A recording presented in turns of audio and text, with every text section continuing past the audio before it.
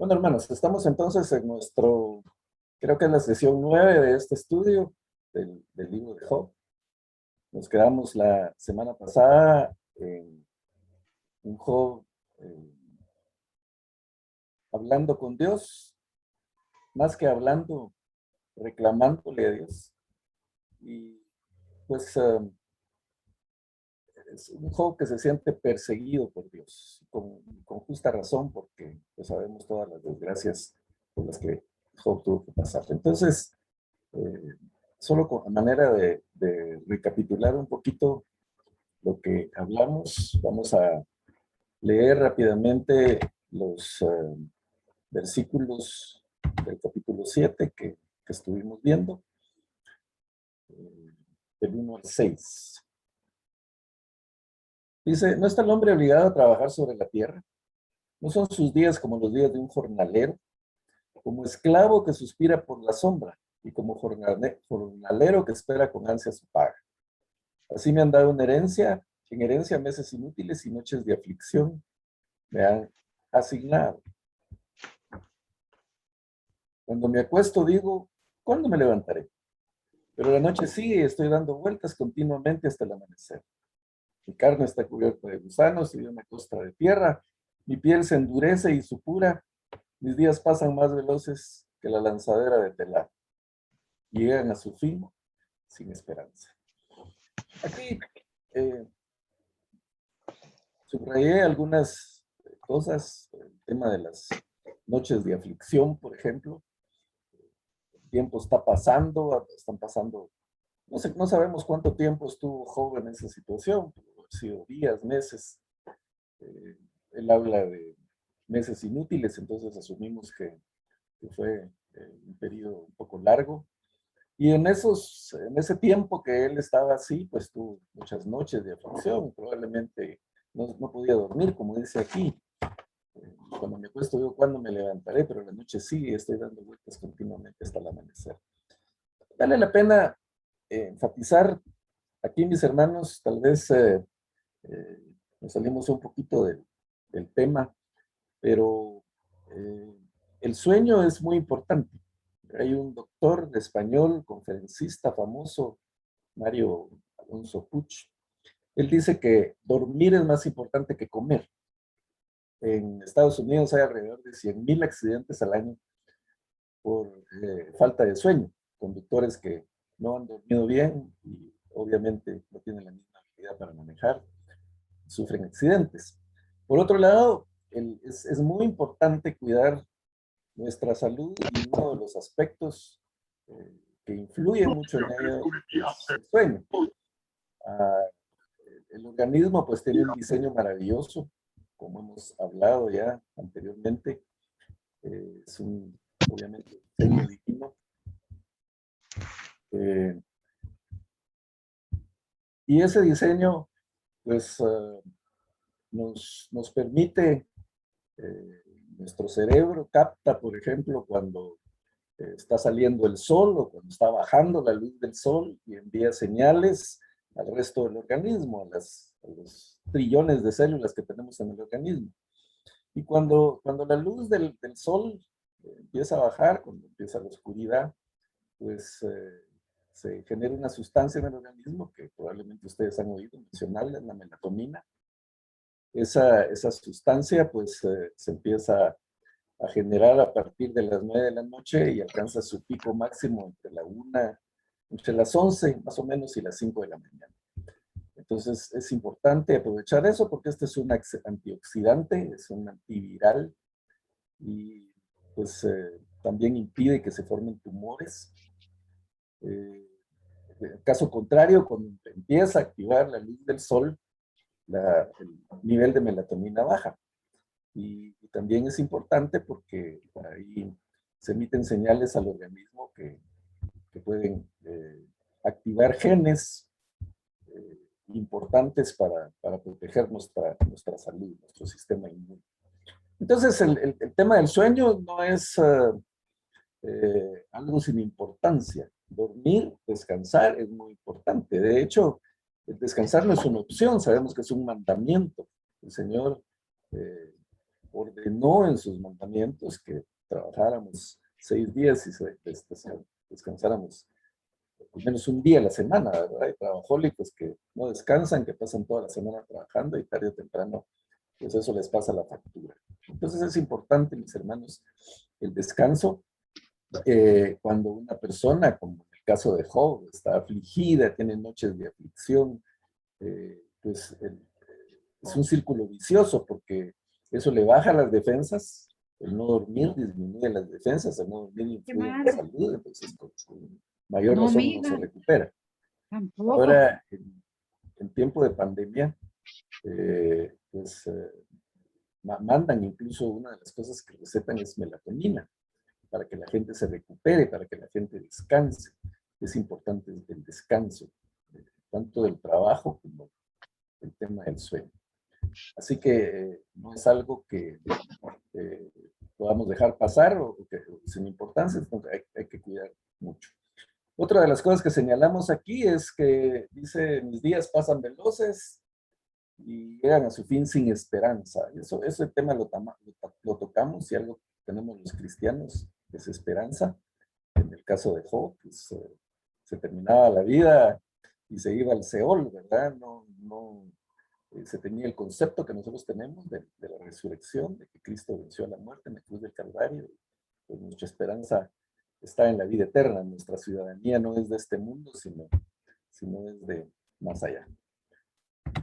Siguiendo entonces, en los versículos 7 al 11, dice, recuerda, oh Dios, que mi vida es un soplo.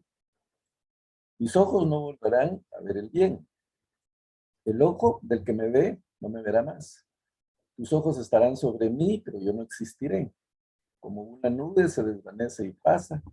Así es el que desciende al Seol, lo que hablábamos, ¿verdad? En este caso, pues, Job, o la gente de ese tiempo, pues, pensaban en el Seol como el final de la vida, el final de todo. No volverá más a su casa ni su lugar lo verá. Por tanto, dice Job, no refrenaré mi boca, hablaré en la angustia de mi espíritu, me quejaré en la amargura de mi alma. Job se está quejando. Decíamos que esto es más una queja que una oración. Entonces la pregunta, mis hermanos, que viene a nuestra mente es, ¿se vale la pena? ¿Se vale quejarse? ¿Se vale quejarse delante de Dios? ¿Se vale reclamarle a Dios? ¿Se vale protestar con Dios? Quiero ir una o dos opiniones cortitas, para no tomar mucho tiempo. Una opinión breve. A ver, ¿quién dice yo? Buenas noches, hermano Walter. Sí, hermano Marisol.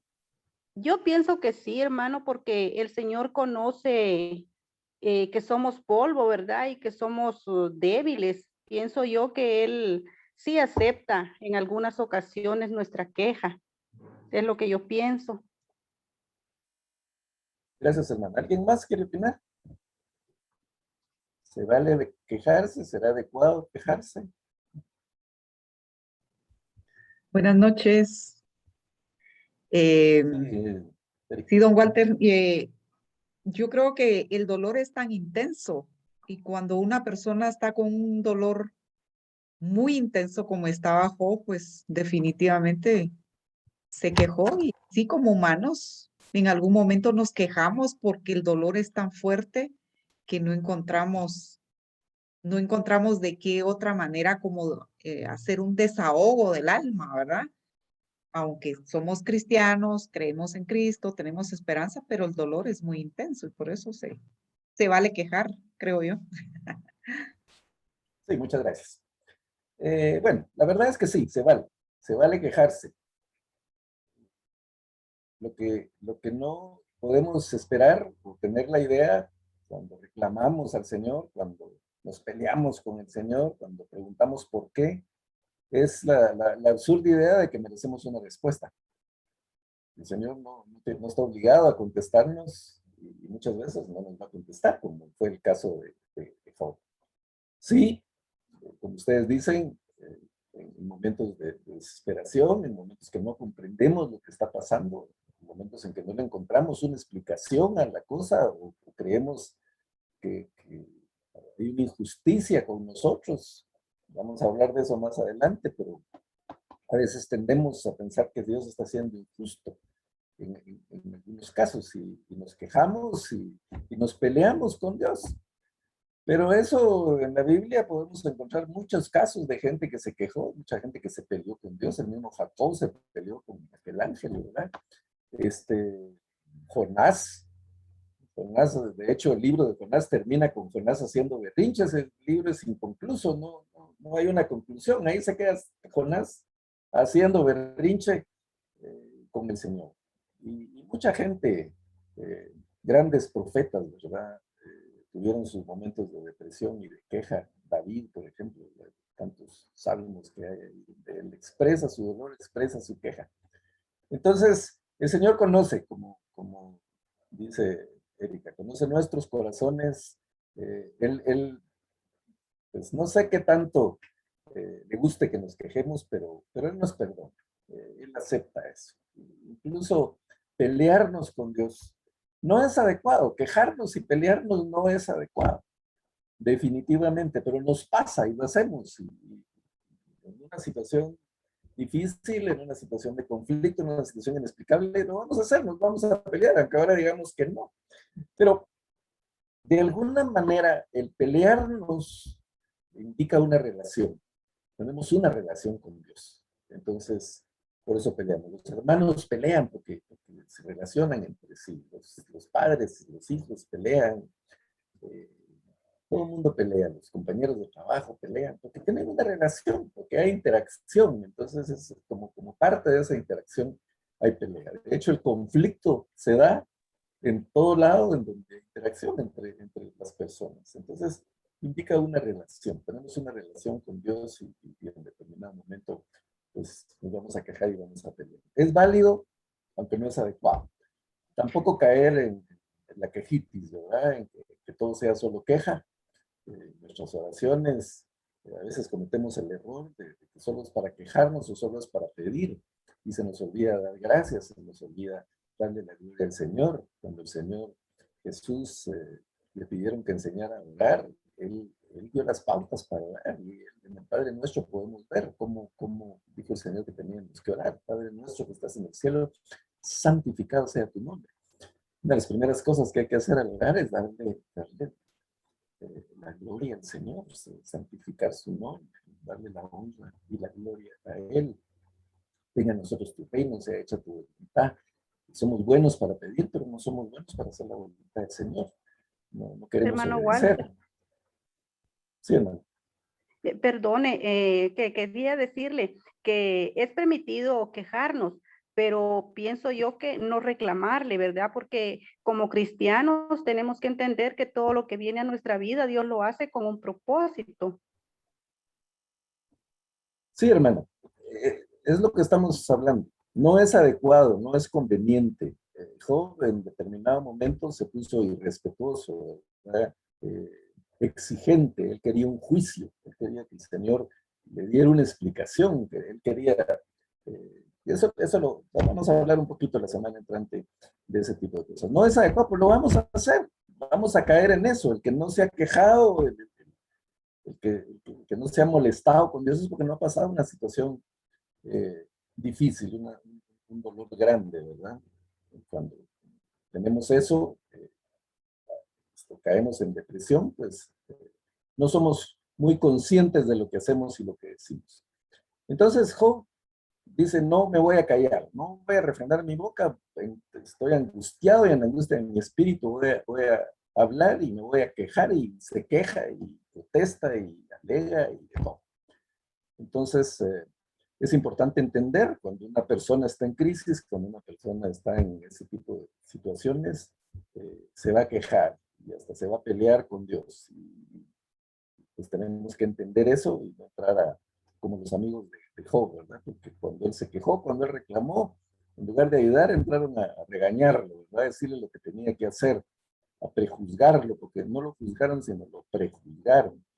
Ellos asumieron que ellos tenían la razón, ellos asumieron que Job estaba en pecado y entonces se enojaron mucho con él. Estos tres amigos estaban enojados con Job por la actitud que estaba tomando Job. Porque Job no reconocía su pecado, según ellos, entonces estaba en franca rebeldía contra Dios y eso no era así. Entonces, es importante no emitir juicios, no tener prejuicios con la gente que está sufriendo, que se está quejando, que está peleando, sino simplemente acompañarlos, ayudarlos, no ponerlos en plan sabelo todo, pues, que nosotros somos los dueños de la verdad y que lo que nosotros pensamos es lo que es.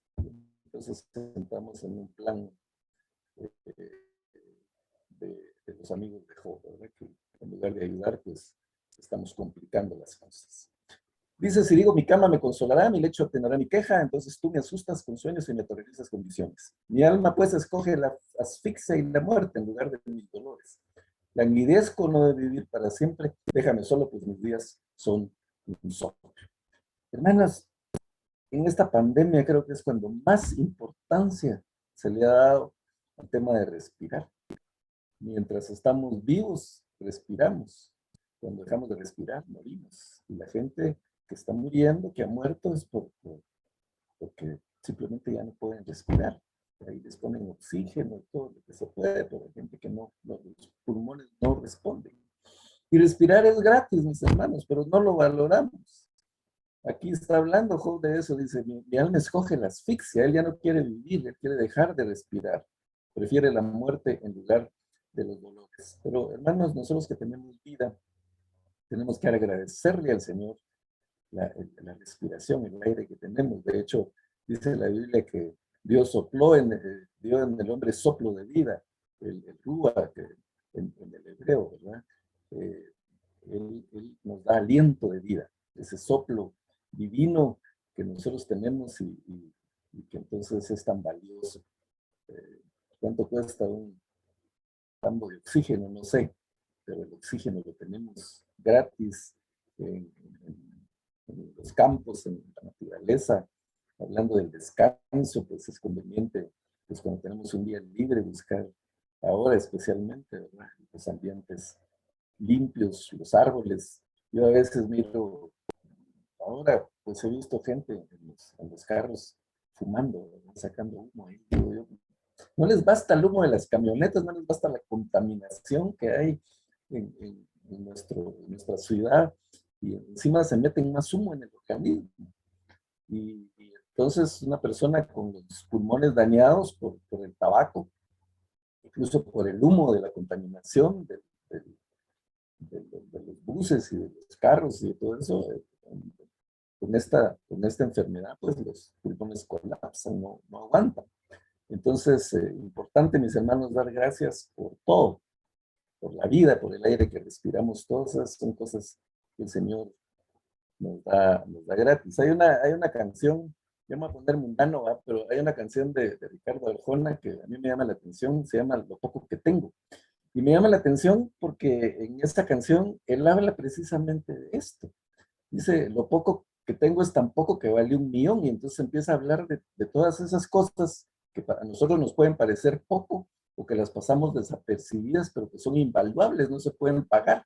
Y él habla del aire que respiro, dice, el humo de la cafetera, habla de que el mar es todito para mí. Y curiosamente también en la canción menciona, tengo amigos que nunca aconsejan. Él valora que tiene amigos que no lo aconsejan. Fíjense qué interesante, porque lo primero que hacemos nosotros con las personas que están sufriendo, padeciendo, es ir a aconsejarlos.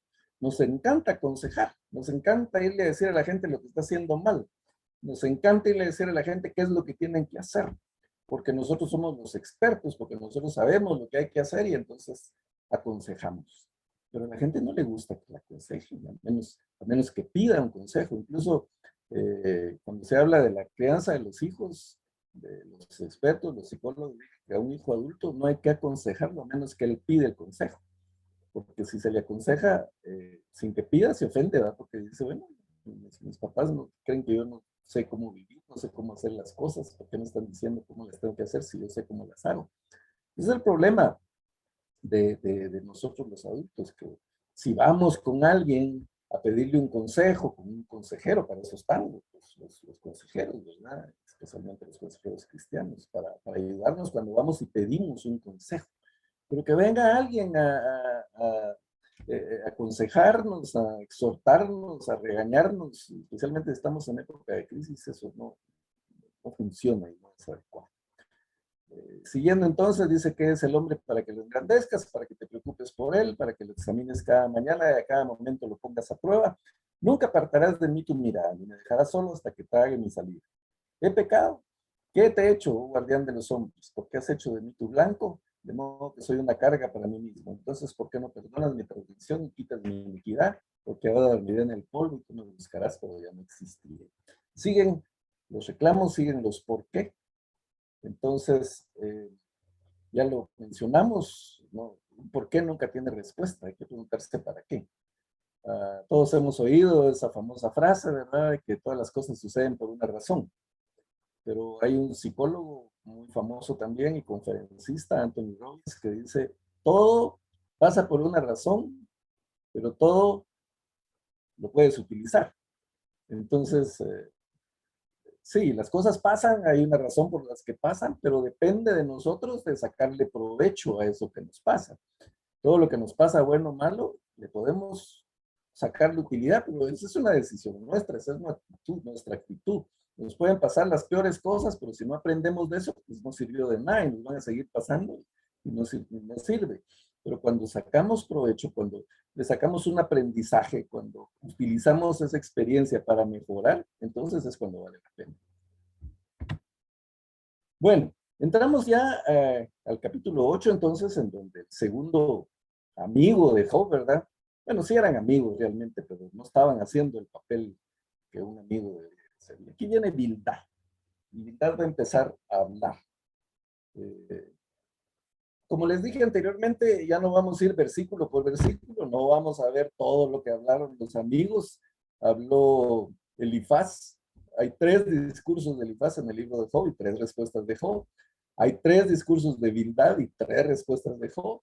Zofar, que era el menos viejo de todos, pues solo habló 2 veces, hay 2 discursos y 2 respuestas de Job, y por último Eliú. Entonces, son 30 y pico, 40 y pico de capítulos, mis hermanos, que si los vemos versículo por versículo nos vamos a tardar mucho. Como maestro, pues la tentación es verlo así en detalle y meternos y profundizar, pero realmente no quiero aburrirlos y no es el propósito de esto. Yo creo que lo más importante cuando leemos las escrituras es sacar las enseñanzas, es que ¿qué podemos aprender de eso? Porque leer y leer o profundizar, pero no aplicar, no sacar ningún beneficio, no usarlo para nada, pues da lo mismo, ¿verdad? No sirve. Hay un teólogo famoso del siglo XIX, Karl Barth, que él era muy lineal en su forma de pensar, muy tajante en las cosas que decía. Entonces él decía que la escritura se convierte en la palabra de Dios cuando hace efecto en la persona que la está leyendo. Él decía, la Biblia, es muy controversial, ¿verdad? Pero él decía, la Biblia no es la palabra de Dios, la Biblia contiene la palabra de Dios. Y se convierte en la palabra de Dios hasta que hace efecto, hasta que el Espíritu Santo trabaja en la gente y nosotros pues leemos las escrituras y entonces si reaccionamos y actuamos y vivimos de acuerdo a lo que leemos, pero antes pues puede estar ahí letra muerta porque no la ponemos en práctica. No vamos a discutir el pensamiento de Karl Barth, es bastante controversial, ¿verdad? Él también decía que el hombre no puede llegar a Dios. Es Dios el que llega, es Dios el que se comunica con el hombre. La máxima expresión de su comunicación es por medio de Jesucristo. De hecho, decía que Jesucristo es la palabra de Dios. Y tiene mucho sentido, pero ese ya es otro tema. El punto es que es importante sacarle el provecho a las escrituras, y eso es lo que vamos a tratar de aquí, sacarle la aplicación en lugar de pues, pretender ver todo en detalle. Entonces vamos a ver lo más importante de Bildad. Ya lo vamos a seguir viendo, pues ya lo que dijo Zofar, sino pues vamos a sacar nada más el extracto de esto. Y para hablar de para hablar de los amigos de Job, mis hermanos, tal vez vale la pena hacer un pequeño interludio aquí con relación a quienes eran, porque pues ya no vamos a entrar mucho en eso. Entonces, todos los tres amigos de Job eran de mayor edad, más viejos, por decirlo así, que Job, bastante más viejos, porque si vamos al capítulo 15 del libro de Job, ellos dicen, bueno, somos más grandes que tu padre, o que tus padres, o sea que fácil le llevaban unos 20, 30 años a Job. Si en esa época Job tendría unos 40 años, por decir algo, porque no sabemos exactamente su edad, pues estos amigos tenían por lo menos 70 o andaban por ahí, ¿verdad? Entonces, el mayor, como dijimos en los estudios anteriores, era Elifaz, porque fue el que habló primero y la tradición era que el mayor hablaba primero. El que lo seguía era, pues que tenemos aquí en pantalla, ¿verdad? Bildad. Y el menos viejo de todos era Sofar. Y al final, el más patojo, Eliú, el que habla al final, ¿verdad? Eso, pues también en su momento lo vamos a ver. Pero cada uno de estos tenía ciertas características, ¿verdad? Ya vimos que Elifaz, pues era de Temán, que había fama ahí de sabiduría. Y él basó su intervención, como ya vimos, en dos aspectos principales, ¿verdad? Lo que él había vivido, él habla, ¿verdad? Yo he visto, dice tal cosa, yo he visto tal otra, y en aquella experiencia personal, ¿verdad? Aterradora, un sueño que tuvo, con base en eso, él, juzgó a Job y habló con Job. Él tenía mucha fe en la tradición de sus antepasados en el pasado, y el Dios al que él le rendía cuentas, ¿verdad? Era un dador inflexible de la ley. Dios simplemente era inflexible. Por ejemplo, dice que inocente se ha perdido, que inocente ha muerto. Entonces, imaginen todos los mártires que han habido, por ejemplo, en nuestra época. Han muerto muchos justos. El mismo Jesucristo, pues, murió en la cruz del Calvario. Entonces, Elifaz tiene una teoría muy rígida, ¿verdad? Que deja muy poco espacio para la gracia de Dios. De hecho, no deja espacio para la gracia de Dios.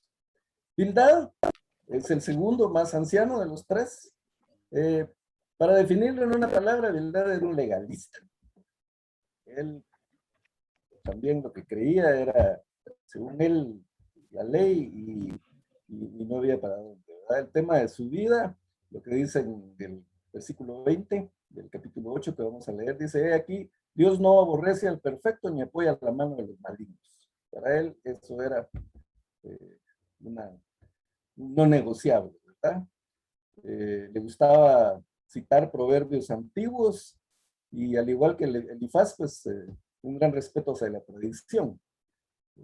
Vamos a ver que es como que no tiene sentimientos, ¿verdad? Por lo que le dice a Job.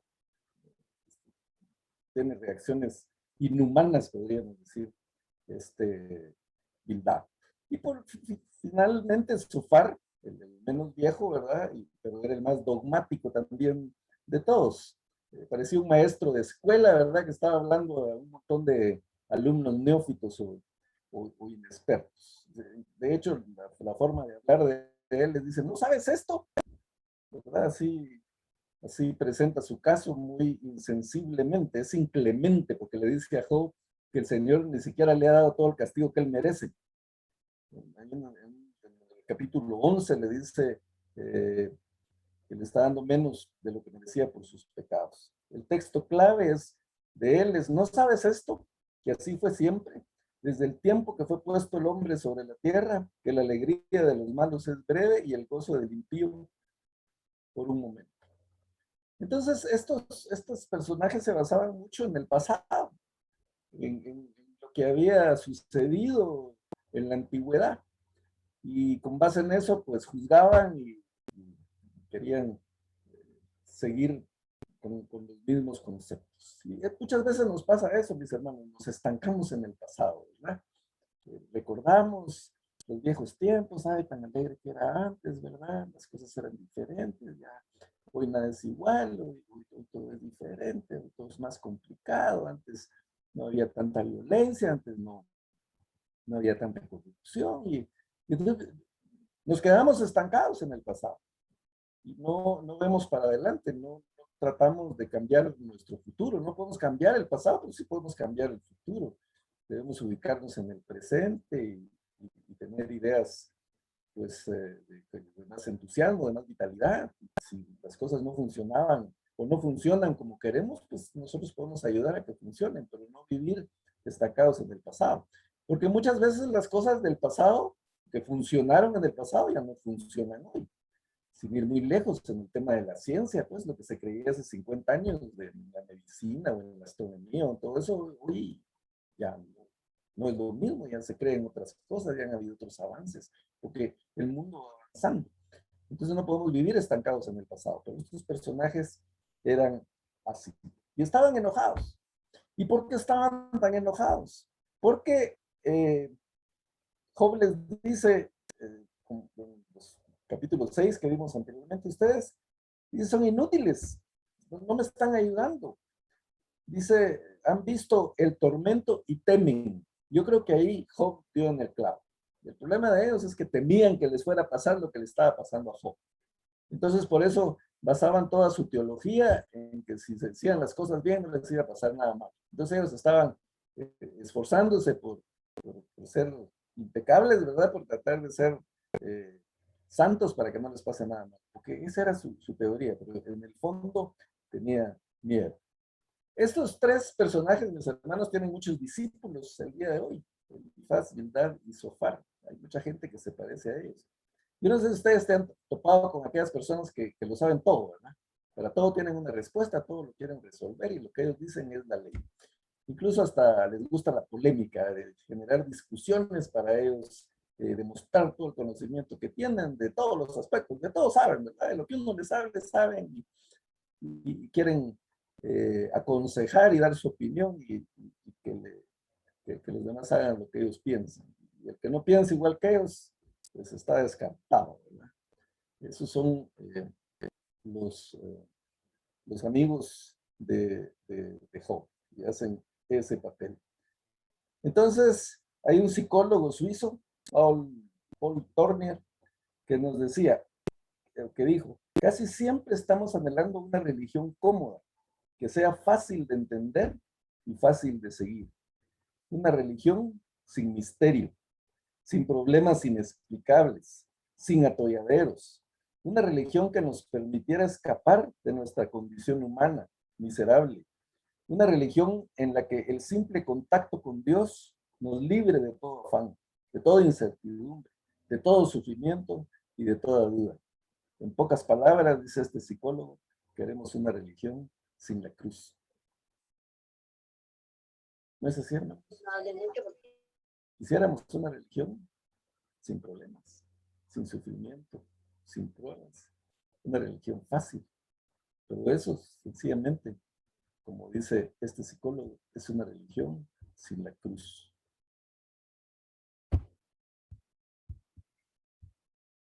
Bueno, seguimos entonces y vamos a ver rápidamente, no sé cómo vamos de tiempo. Tenemos 15 minutos. Vamos a ser un poquito más rápido entonces con lo que viene. Entonces, aquí en los primeros versículos del capítulo 8, Bildad, pues vamos a ver que sostiene el punto de que las calamidades son consecuencia de las iniquidades. Solo si Job es capaz de reconocer sus pecados, el Señor lo puede restaurar.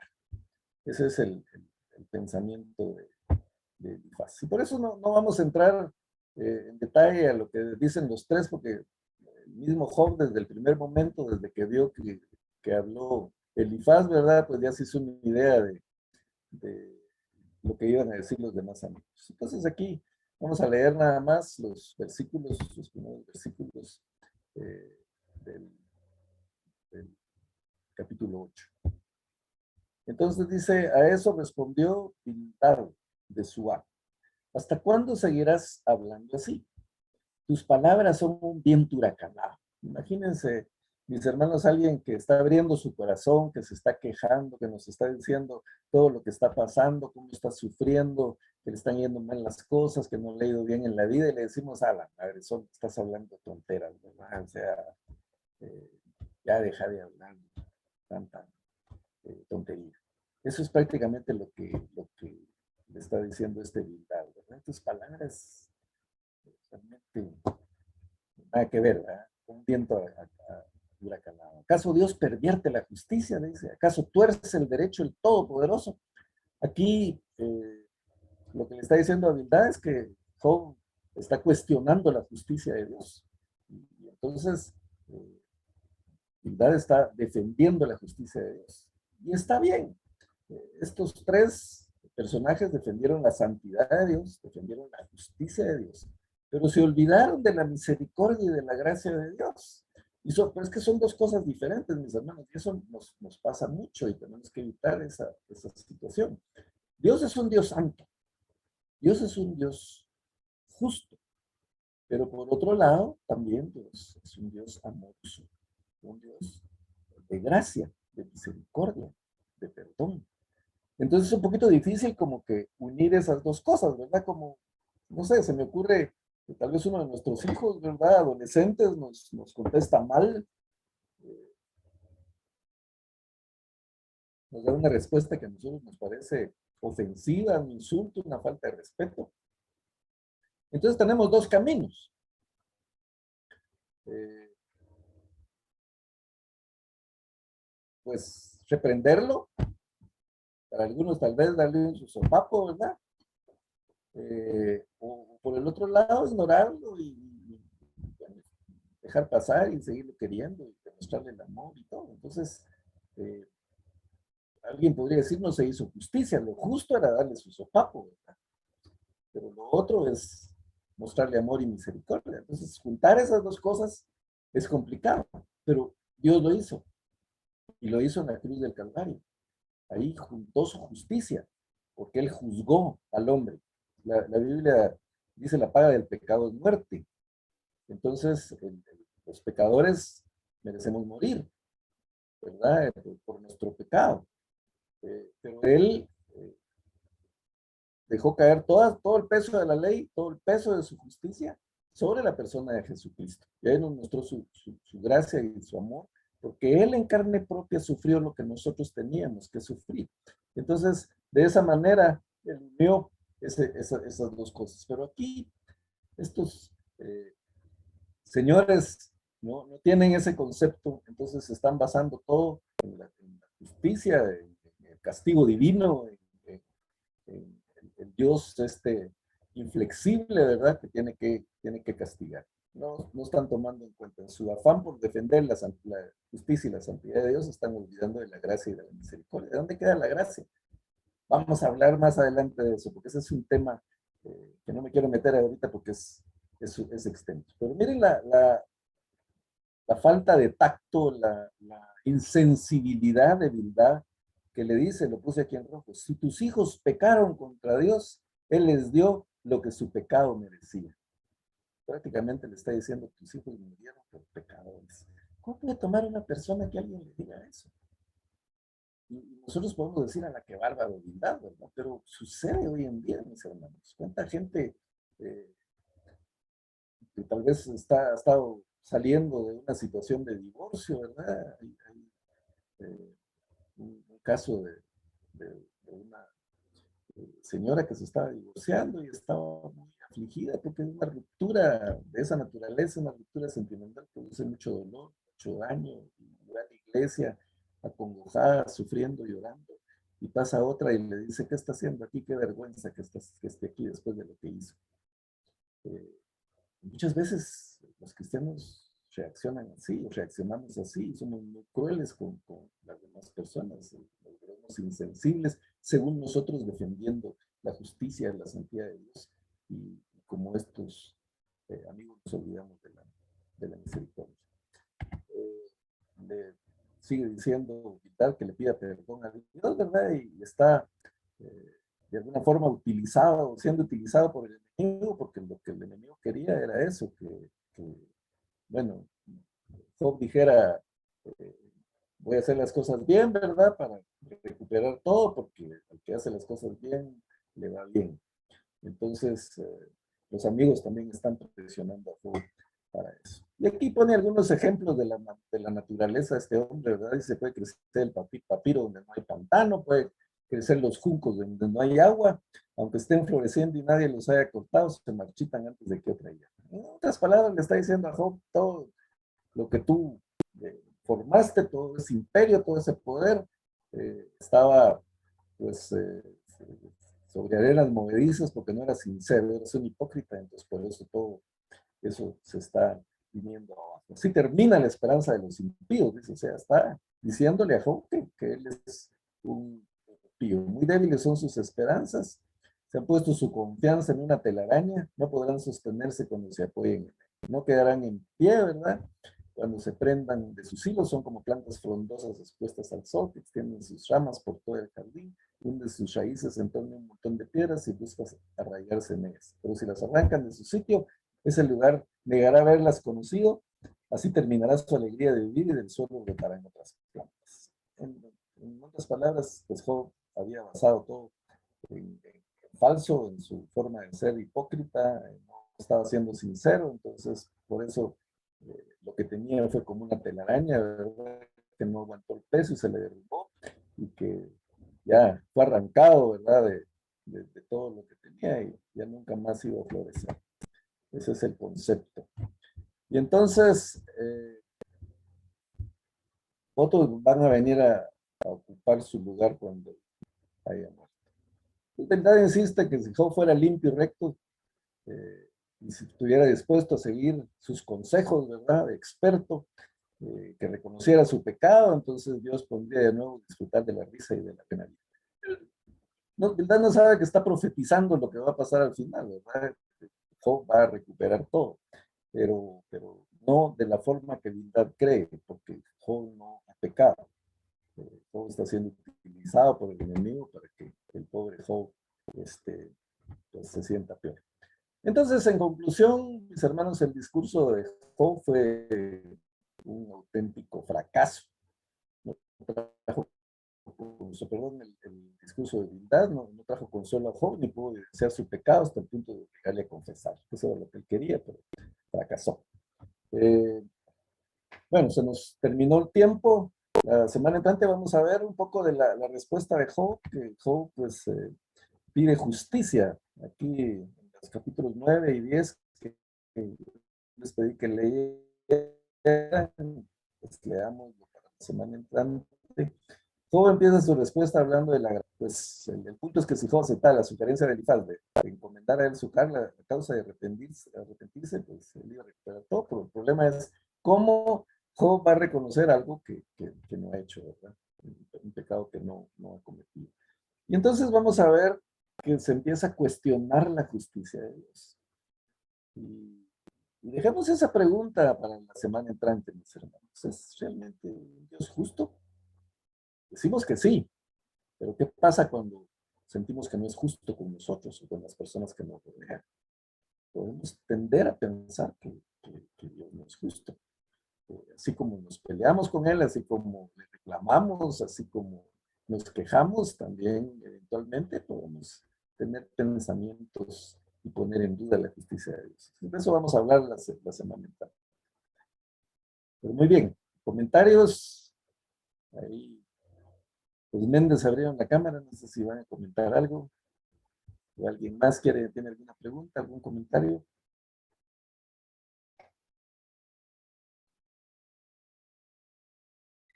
Bueno, ya que nos dan el privilegio de poder compartir. Realmente es un tema para meditar muchísimo sobre la situación actual que estamos viviendo. El duelo, porque yo creo que ese es el propósito del estudio, poder acompañar a las personas que han tenido pérdidas. Y de verdad, duele mucho escuchar a cada momento las pérdidas que las personas que uno conoce están teniendo. Tengo una prima y el hermano falleció en Estados Unidos y ella no es cristiana. Entonces, al escuchar su llanto, su reclamo, su enojo, su ira, su frustración, pues definitivamente en algún momento para uno como cristiano choca, pero tiene uno que escuchar a la persona y dejar que hable, dejar que diga lo que está sintiendo, porque su dolor es tan fuerte que están tan enojados y empiezan a decir cosas que uno no quisiera que dijeran, ¿verdad? Pero uno lo que tiene que hacer es acompañar a la persona. Yo eso es lo que he hecho con ella, es estarla acompañando, estar llamando. Yo oro por ella, a pesar de que no es cristiana, pero yo le digo, ¿me permite orar por usted? Y de repente, pues ahí viene el sablazo para los evangélicos, ¿verdad? Y yo la escucho porque entiendo su dolor y entiendo la frustración que está viviendo. Entonces, cuando preguntaba ahí si se valía enojarse, pues es el dolor de las personas y como usted nos dice, pues no, nosotros no somos nadie para venir a juzgar o venir a condenar a las personas, ¿verdad? Yo recuerdo mucho a una persona que en un momento nos dijo, bueno, cuando lleguemos al cielo nos vamos a llevar 3 sorpresas. La primera es que nosotros logramos llegar. La segunda es que vamos a encontrar a personas que creíamos que no iban a estar ahí. Y tercero es que no vamos a encontrar a las personas que estábamos seguros que estaban ahí. Y lo dijo en un funeral.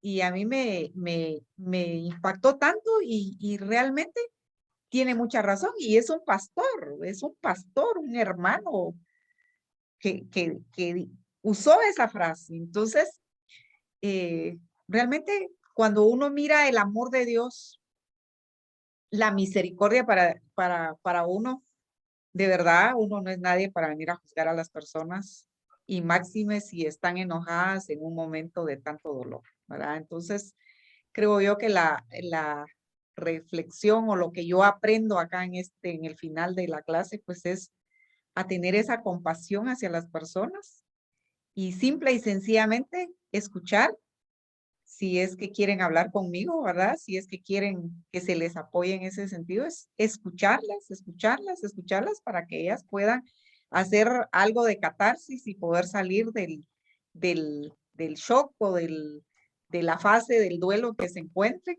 pero mi responsabilidad es poder apoyar y creer en esa misericordia y gracia de Dios. Yo en algún momento estaba pasando duelo hace 2 años de la pérdida de mi tía y una hermana en la iglesia, ¿verdad? Y me dice, ¿cómo te fue? Y yo le dije, bueno, yo tengo la esperanza de volver a ver a mi tía. Eso es lo que yo tenía en mi corazón en ese momento. Yo creo que todos nos aferramos en algún momento a la esperanza de algo. Y ella me dice, ¿pero era cristiana? Pues no, ¿verdad? No era cristiana, pero yo tengo la esperanza que en algún momento ella haya tenido la oportunidad de arrepentirse. Y esa esperanza que yo guardo en mi corazón, pues cuando llegue, si es que logro llegar, como dijo el hermano, me llevaré la tremenda sorpresa. Entonces, muchas veces entre nosotros como evangélicos, así como los amigos de Job, nos lastimamos, nos hacemos daño y no ponemos misericordia en nuestra actitud. Y realmente si pensamos en Dios como el Dios amoroso, el Dios misericordioso, que ha hablado, que ha dado un mensaje en algún momento en la vida de las personas, pues a lo mejor en el último tiempo, en el último momento, la persona se arrepintió. Y si esa esperanza le va a calmar el dolor a los que están viviendo, a los que se quedaron sufriendo, bueno, no somos nosotros nadie para irles a botar esa esperanza de un solo sopetón ahí, ¿verdad? Eso sería bueno. Así es. Con relación a lo que decía de escuchar a las personas, este doctor que les mencionaba, este conferencista, habla de que platicando él con sus hijos, ¿verdad?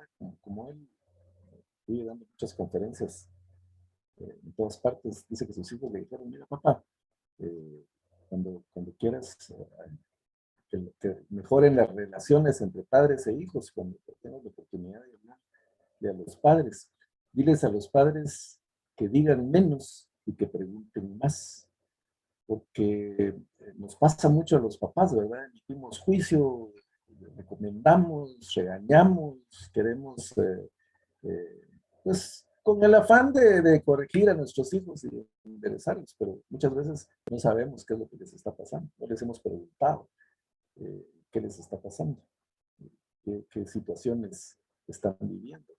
No conocemos a nuestros hijos. Entonces, si nos pasa con nuestros hijos, calculen ustedes con las demás personas. Es importante preguntar en los procesos, por ejemplo, de coaching o de acompañamiento a los ejecutivos o de programación neurolingüística, lo que más se recomienda es preguntar. Pregunte todo lo que pueda. Que la gente se desespere, pero hay que preguntarle, porque hay que conocerlos para poder aconsejarlos, para poder ayudarlos, hay que conocerlos. Si uno conoce a las personas, difícilmente puede. Muy bien, ¿alguna otra pregunta, comentario? Estamos ya sobre el tiempo, ¿verdad? Sí, las 9:02. Estamos muy bien. No me gusta abusar del tiempo, pero todavía si alguien quiere comentar o preguntar, les puede abrir su micrófono. Si no, pues entonces, hermanos, gracias por estar aquí. Nos vemos la próxima semana. Por favor, lean, adelanten, porque no vamos a estudiar, ya dije todo el libro, entonces adelanten ustedes leyéndolo. Y la semana entrante es importante el tema porque vamos a hablar de profundizar un poquito sobre la justicia de Dios. Así que los espero la próxima semana y que descansen y tengan una feliz noche. Feliz noche. Feliz noche. Descansen. Noche, que descanse. Hasta luego.